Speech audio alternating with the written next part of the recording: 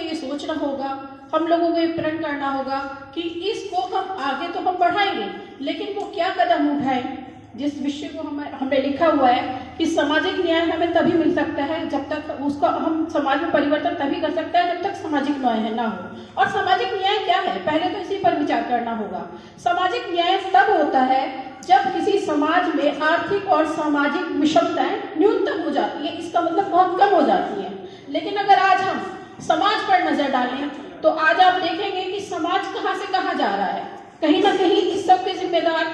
वो लोग तो हैं जिनके पास शिक्षा नहीं है या साक्षर है, लेकिन उनसे ज्यादा जिम्मेदार हम लोग हैं जो शिक्षित हैं और जो समझते हैं कि देश किस ओर जा रहा है। और हम लोगों को ये जिम्मेदारी बनती हम लोगों की जिम्मेदारी कि हम उन लोगों का साथ दें जो आज दबा कुचला वर्ग जो है, जिनके साथ कोई खड़ा नहीं है। आप देखते होंगे कि बहुत लोग ऐसे हैं, हम अधिवक्ता हैं,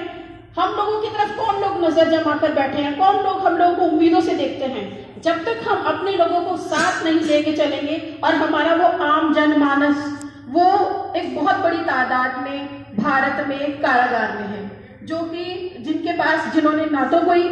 इस तरह का दंड किया हुआ है, उन्हें दंड में नहीं मिला हुआ है, उनके पास जमानतें नहीं है, इसलिए वो जेलों में भरे हुए हैं। उनके पास बहुत सारे इस तरह की चीजें हैं कि मतलब उनके ऊपर अभी तक केस चल रहे हैं और सालों साल हो चुके हैं और वो जेल में पड़े हैं, उनको कोई देख नहीं रहा है। तो सही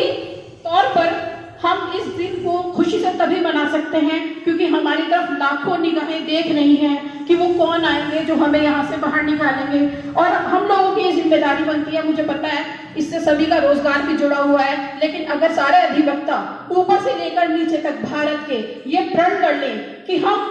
अपनी दिन में एक कम से कम केस फ्री देखें और उस इंसान को जो कि जरूरत है, जिसके पास पैसे नहीं है जमानत कराने के या जेल से निकलने के, या फिर उसको कुछ इस तरह की परेशानी है कि वो समाज की मुख्य धारा में नहीं आ पा रहा है, क्योंकि कारागार एक ऐसी जगह है जहाँ पर एक अच्छा इंसान भी बुरा होकर निकलता है, उसके ऊपर एक ठप्पा लग जाता है कि ये कारागार से होकर आया हुआ है। तो मैं ये मानती हूँ कि बाबा साहब के सपने को और उनके जो समाज में जो प्रगतिशील समाज बनाने का काम है और जो भारत में परिवर्तन लाना है, वो परिवर्तन तब लाना है जब हम अपने लोगों को साथ लेकर चलेंगे। और हमारे बहुत लोग आज हर चीज के लिए परेशान हैं, उनको भरपेट खाना नहीं है, उनको सही एजुकेशन नहीं है, हर जगह भेदभाव किया उन लोगों के साथ किया जा रहा है और हम लोगों पर इसकी जिम्मेदारी आती है। और ये जो संगठन बनाया गया है, इस संगठन के लिए मैं यही बात कहूंगी कि जितने भी वकील हैं, जितने भी हम लोग अधिवक्ता हैं, चाहे वो ऊपर के हैं नीचे के हैं, जो सीनियर हैं, उनकी भी जिम्मेदारी है कि वो अपने जूनियर को गाइड करें, और जो जूनियर हैं उनकी भी जिम्मेदारी है कि वो सीरियसली अपने सीनियर्स को उनकी जो उनका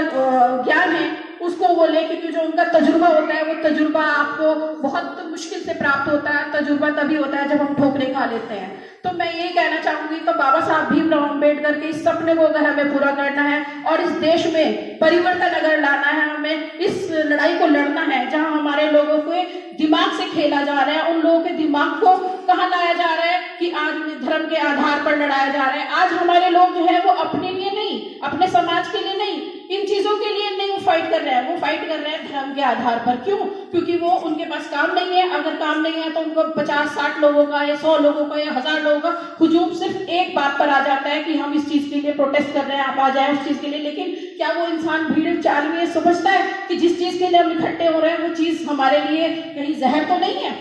चूंकि शिक्षा नहीं है, क्योंकि गाइड करने वाले नहीं है, क्योंकि गाइड करने वाले अपनी जिम्मेदारी को पूरी तरह से नहीं निभा रहे हैं, इसलिए हमारा समाज कहीं ना कहीं दिशाहीन होता जा रहा है। तो मैं यही बात कहना चाहूंगी कि अगर हम इस दिन को सफल बनाना चाहते हैं, मैंने लॉ किया है और मैंने किताबी जो हमने पढ़ाई की है, मैं हकीकत मानती हूँ कि जो किताबी ज्ञान है और जो व्यवहारिक ज्ञान है उसमें जमीन आसमान का फर्क है। आदर्शवाद है किताबों में और व्यवहार में आप देखेंगे तो व्यवहार में कहीं ना कहीं हर समाज में हर तबके का स्तर गिरता जा रहा है। तो वकालत में भी कहीं ना कहीं नैतिकता का स्तर गिरता जा रहा है। लोग अपने बारे में सोच रहे हैं। तो सबसे पहले हमें अपने आप को निस्वार्थ करना होगा, हमें निस्वार्थ भावना से सोचना होगा। जब हमारा दिल निस्वार्थ होगा तभी हम समाज के लिए कार्य करेंगे, और जब हम समाज के लिए कार्य करने का मन बनाएंगे तो हम स्वयं संगठित हो जाएंगे। फिर हम लोगों को एक एक करके बुलाने की जरूरत नहीं होगी। एक आवाज जब भी आएगी कि यहाँ पर हम इकट्ठे हो रहे हैं और हमारे समाज की बात है, तो वहां पर एक नहीं 1000 अनगिनत वहां पर अधिवक्ता आएंगे और इस तरह के एक एक संगठन, ये तो एक अधिवक्ता अकेला संगठन है, बाकी डॉक्टर एसोसिएशन जितने भी संगठन हैं वो सारे संगठन समाज को और समाज के उत्थान के लिए और देश में जो आज जो दो फाड़ हो चुकी है, जो देश में एक शासक वर्ग और हमारा जो हम लोगों को जो दबाव दिया जा रहा है, मतलब कहीं ना कहीं आप लोगों को ये लगता है, कहीं ना कहीं हम लोगों को महसूस होता है कि हम इस देश के वासी तो हैं, लेकिन कहीं ना कहीं हम लोगों को दबा दिया गया है, कहीं ना कहीं हम लोगों को उसी व्यवस्था में लाया जा रहा है जहां से हम 100 साल पहले थे। और बाबा साहब भीमराव अम्बेडकर ने जो सपना देखा था और आज भी हम उस सपने से बहुत दूर हैं। उन्होंने हमारे लिए बहुत अच्छा रास्ता बनाया, उन्होंने हमें मंजिल दिखाई, हमें बताया कि हमारे पास एक दुनिया का श्रेष्ठतम संविधान है। दुनिया देखती है जिस तरह से ब्रह्मांड का एक सूरज है जिसके चारों ओर सारे के सारे ग्रह चक्कर लगाते हैं, हमारे पास देश का एक महान व्यक्तित्व बाबा साहब भीमराव अम्बेडकर के नाम पर है और पूरा भारत को पूरी दुनिया इसी सूरज की तरह देखती है। आज अगर भारत मशहूर है तो बाबा साहब भीमराव अम्बेडकर के नाम पे, भारत को आज अगर शिक्षित माना जाता है तो बाबा साहब भीमराव अम्बेडकर के नाम पर, भारत को आज अगर सामाजिक उत्थान के लिए जाना जाता है तो बाबा साहब भीमराव अम्बेडकर के नाम पर। सवाल ये है कि हम क्या दे रहे हैं बदले में। तो ये एक प्रश्न चिन्ह मैं छोड़ के जाती हूँ और मैं ये उम्मीद करती हूँ अपने सारे अधिवक्ताओं से कि इस विषय पर जरूर गंभीर चिंतन करें। जो जिस पद पर जिस हालत में है और जिस व्यवस्था आर्थिक स्थिति में है वो जिस भी तरह चाहे एक व्यक्ति को कारागार से मुक्त कराए, वो जो कि नाजायज कारागार में पड़ा हुआ है। एक वो क्योंकि वो हमारे ही सिपाही हैं, हमारे देश के एक एक सिपाही है और हम लोगों को छिन्न भिन्न कर दिया गया है। हमारी जो है वो आर्थिक आधार पर हमारी कमर तोड़ दी गई है, सामाजिक आधार पर हमें बांट दिया गया है। तो ये चीज हमारे ऊपर लागू होती है कि हम इस चीज पर आगे आए और एक बाबा साहब भीमराव अम्बेडकर का जो विचार है, जो सपना है, उस सपने को पूरा करें। और हम कभी शासक थे और हमें शासक बनना है, अगर हम ये चीज अपने दिमाग से ना निकालें तो हमें कोई अपने रास्ते से हटा नहीं सकता, डिगा नहीं सकता। हमारे बीच में बहुत लोग होते हैं, हर जगह होते हैं, जो आपके यहाँ, हमारा तो मुस्लिम से बोलते हैं मुनाफिक, मतलब जो आपके बीच में आपके साथ बैठते हैं लेकिन काम दूसरों का करते हैं। तो उन लोगों से भी सावधान, लेकिन आप अपने लोगों के लिए काम करें, क्योंकि हम एक मात्र कुछ परसेंटेज के लोगों को नहीं, हमें बहुत बड़े परसेंटेज हम उनका प्रतिनिधित्व कर रहे हैं और उनको हमारी जरूरत है। आप ये सोचिए कि बहुत लोग क्यों आत्महत्या के लिए मजबूर हो रहे हैं, बहुत लोग क्यों अपने आप को जो है वो बाहर निकलने के बाद या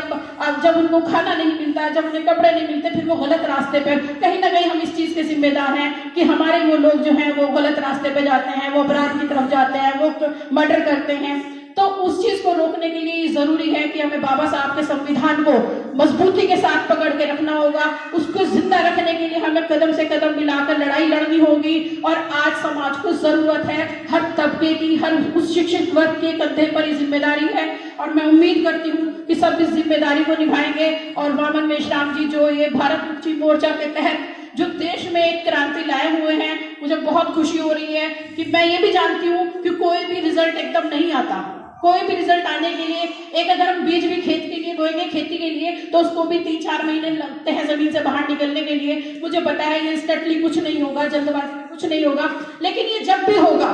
मुझे उम्मीद है कि एक क्रांति ऐसी आएगी कि देश की व्यवस्था फिर बदली जाएगी, फिर हम आजाद होंगे, फिर हम स्वतंत्र होंगे, फिर हमें आर्थिक आजादी होगी, हमारी सामाजिक आजादी होगी। कोई हमें छुआछूत के नाम पर, कोई हमें ऊंचे और नीच के नाम पर हमारा शोषण नहीं कर पाएगा। और हमारे वो लोग जो उनकी जिंदगी उनको मिलनी चाहिए थी, जो उनको नहीं मिल रही है, हमें उम्मीद है हम एक सिपाही बन के उनको वो जिंदगी दिलाने का काम करेंगे। इन्हीं शब्दों के साथ जय भीम,